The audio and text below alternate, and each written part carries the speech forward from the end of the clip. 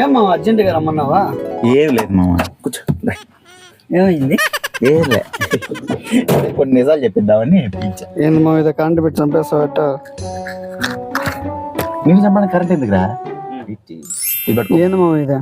ఒక్క నిమిషం మామ, ఇది అబద్ధాల మిషన్, ఇది అబద్ధాలు ఆడదు, నువ్వు ఆడితే చెప్పు. ఏదో తేడాగా ఉంది ఏం మామ. ఎక్కడో చూసినట్టుంది కదా, అడిగిన దానికి టప్పి మన సమాధానం మాత్రం చెప్పు.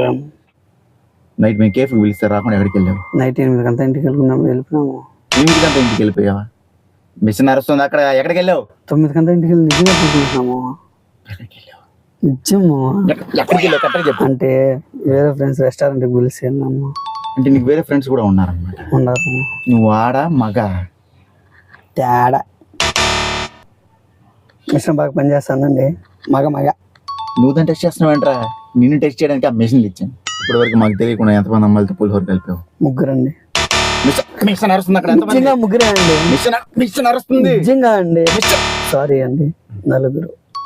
ఈ మధ్యలో మా పక్కింటి ఒక అమ్మాయి. అబద్ధాలు చెప్పండి, నీకు బాగా అలవాటు అన్నమాట. కదా ఈ మధ్య కొద్దిగా నేర్చుకుంటున్నా. ఎప్పుడైనా దొంగతనం చేసావా? లేదండి. మిషన్ నడుస్తుంది అక్కడ, నిజంగా చేయలేదండి. మిషన్ నడుస్తాను అంటే నేను సాయంత్రం కేఫ్ లో 100 రూపాయలు బిల్లు అయిందండి. మీ ఫస్ట్ లో 100 రూపాయలు నొక్కేసి బిల్లు కట్టి ఆ 100 రూపాయలు దుబ్బేసింది నువ్వు అనమాట. అవునండి. అంటే నువ్వు దొంగవి కాదండి. మిషనర్ అంటే ఏదో చిన్న దొంగతనాలు ఎప్పుడో ఒకసారి. రామగడి జీవితాన్ని వాంటెడ్ గానే మట్టిలో కలిపేసావు కదా? లేదండి. మిషన్ నడుస్తుంది అక్కడ. దీనమ్మ మిషన్. మిషన్ నడుతున్నావేంట్రా? మిమ్మల్ని తిట్లాక. దామగడి జీవితం గురించి మాట్లాడు. అంటే నాకన్నా గొప్పవాడు కూడా నాకు నచ్చలేదండి. అంటే బ్యాచ్ లో నీకన్నా ఎవడు బాగా గొప్ప? ఎవడైనా గొప్పవాడు అయితే పర్లేదండి, వాడు అవ్వకూడదండి.